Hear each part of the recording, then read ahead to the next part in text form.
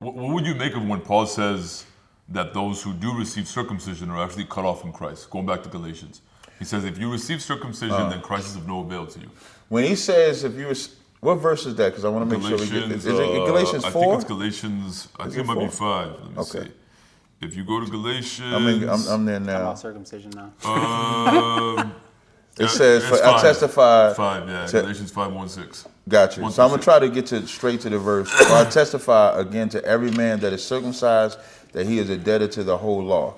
Christ has become of no effect unto you. Whosoever of you are justified by the law, ye are fallen from grace. So now what the subject is not so much the circumcision, but being justified by the law. So sometimes when Paul would use circumcision, he would be talking about those that are still under the old covenant. And so he would use circumcision to symbolize, the old covenant. Yeah. That's why in verse 4, it says, whosoever is justified by the law.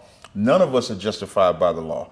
And what he's meaning by justified by the law, let's say if y'all are the Pharisees, right?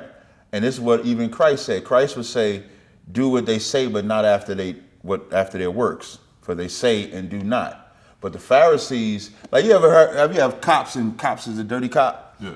But the dirty cop think he's a good cop because he's still arresting people, but he's taking bribes. He look at the fact that he's arresting people, that the bribes don't count. That's being justified. That's the justification of the law. Because the same people that were carrying out the punishments of the law was also breaking the law themselves, but holding themselves justified because they was carrying it. You see that in John the 8th chapter when they wanted to stone that woman caught in adultery. What did Christ say? He who is without sin cast the first stone. They all put their stones down because none of them were justified. So that's what Paul is talking about. So it's not about whether you're physically circumcised or not, but if you think you're justified because you're keeping the punishments of the law, that is Christ has no effect on you. Because if you're punishing an adulterer, when you transgress, can Christ help you?